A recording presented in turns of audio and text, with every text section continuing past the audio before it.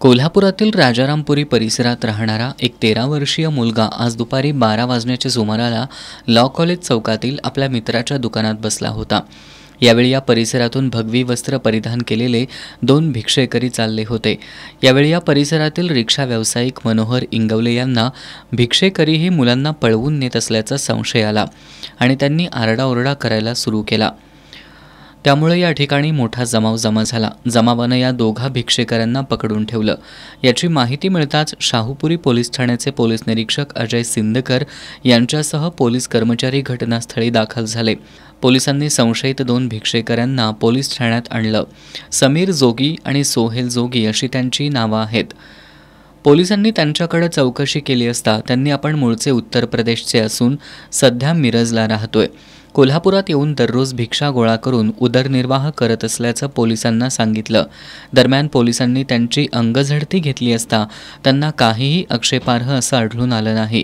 हा प्रकार गैरसमजुतीतून घडला असून या प्रकरणी आपण पुढील तपास करत असल्याची माहिती पोलीस निरीक्षक अजय सिंदकर यांनी माध्यमांशी बोलताना दिली आहे।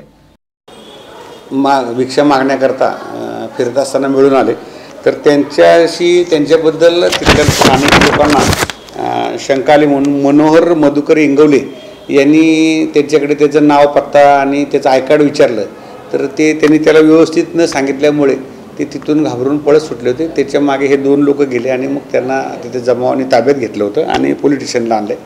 आम्ही त्या दोन्ही इस्मानला इथं पोलीस स्टेशनला घेऊन आलेलो आहे आणि त्यांची चौकशी चालू आहे। सदर दोन्ही इसम हे सध्या तात्पुरत्या स्वरूपात कृपामाई मारुती मंदिराजवळ मिरज येथे त्यांच्या परिवारासह राहायला आहेत आणि ते जोगी समाजाचे असून रुद्राक्ष मणी दगड वस्तू ह्या विकून किंवा भिक्षा मागून त्यांचा उदरनिर्वाह करतात अशी त्यांनी प्राथमिक माहिती दिलेली आहे। तरी देखील त्यांच्या मूळ पत्ता बाकीची त्यांची ID प्रूफ किंवा त्यांचे नातेवाईक त्यांचा कामधंदा काय आहे किंवा ते इथं कशा करता आली होती याची बारकाईने कसोशीने चौकशी चालू आहे आणि त्याच्याबद्दल काही तक्रार किंवा आक्षेपार्ह दिसून आल्यास त्यांच्यावर योग्य ती कारवाई करण्यात येईल। आणि तसं कोणतीही धार्मिक तेढ किंवा अशा प्रकारचा तिथे कोणताही प्रकार घडलेला नाही।